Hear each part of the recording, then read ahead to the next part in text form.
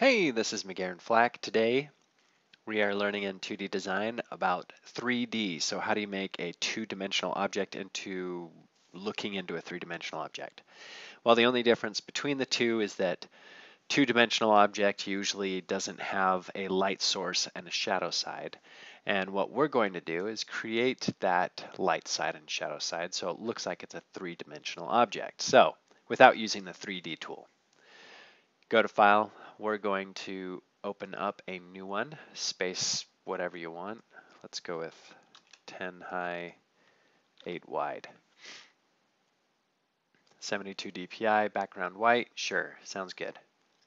We want to make a couple of layers to be able to put the object on. After we've made a couple of layers, we go to the Ellipse tool. And the Ellipse tool is up here. Clicking on it, make sure that we're on one of these layers. It doesn't really matter which one. Hold down Shift and drag and drop. So make this circle whatever size you want. Let go of the clicker and then the Shift. And now we have a nice ellipse. So if we want to make an ellipse, there's this paint bucket tool that is sitting right here. If you click and hold down on that, you go to the gradient tool. So we're going to use gradients. Now, just a little bit of information about the gradients. Whatever you start with on your first click is what will show up here on the left side. When you let go of your click, it will show up on this side. So this gradient goes from dark to light.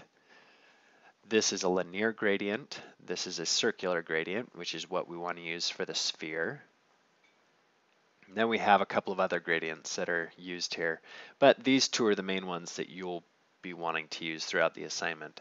So make sure that your opacity is about 100% and you're there. Now, if you have a different color up here, it is correlated with the colors that are down here in these swatches. You can just click this little black and white icon and it will change it to black and white. And I want to switch this so the white is on the other side. So you go down here, use this little double arrow button right there. Look at that. Pajow, that's awesome. Okay, so you have light, and then it'll go into darkness. So if I want my highlight right here, that's where I'll start my click, and then wherever I drag it and leave it off is where it will create a dark value. Do you see how the highlight is there? Midtones are here, shadow is back here. So how do we create a nice shadow drop? We've created that. We go to the other layer. First we want to deselect. So deselect. Go on to the other layer. Click on the ellipse tool. We're there.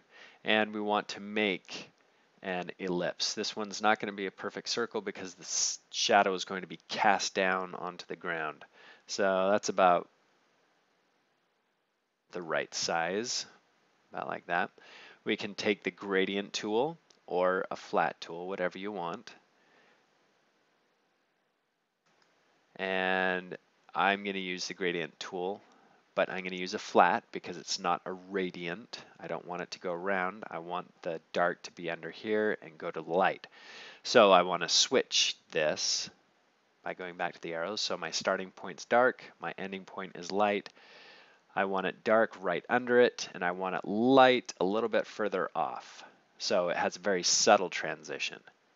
If I were to just do the dark right in here and the light right in there, do you see how white it gets over there compared to how black it is there? So to keep that shadow looking more natural, I'll drag it off over here. Now it's over there. So as soon as we deselect it, now we have the sphere sitting on top of this cast shadow.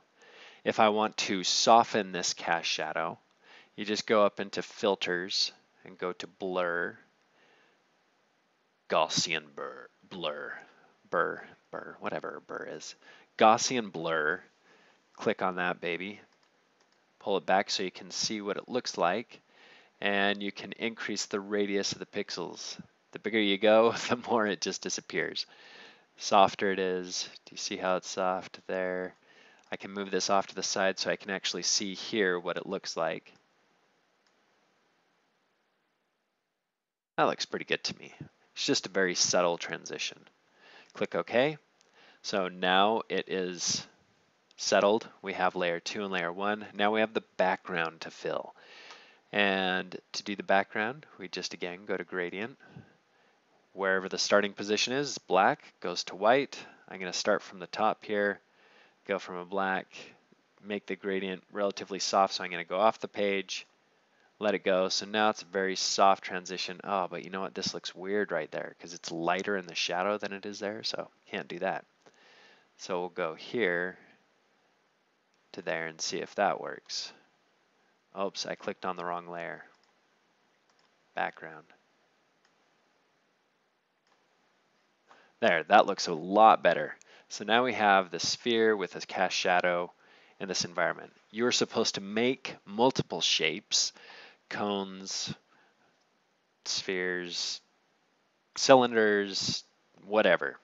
Create a lot of different shapes and overlay them or create them into an interesting composition. So this is just how to create one shape, experiment, and figure out how to do the other ones now that you know the basics. Also, what you can do and experiment with is creating whether or not this is transparent. So you can make this a transparent section by going to your opacity, and it makes this section more transparent if it's selected.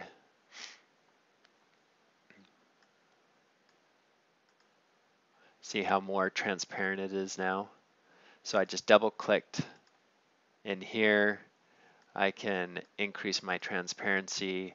I can change my dithering effect so that it's more diffused or more solid or whatever. So anyways, experiment, have fun with it. It's at 100%. Remember, take the image when you're done with it and flatten that image and then go to File, Save As JPEG. All right, have fun and turn in the assignment on time. Thanks.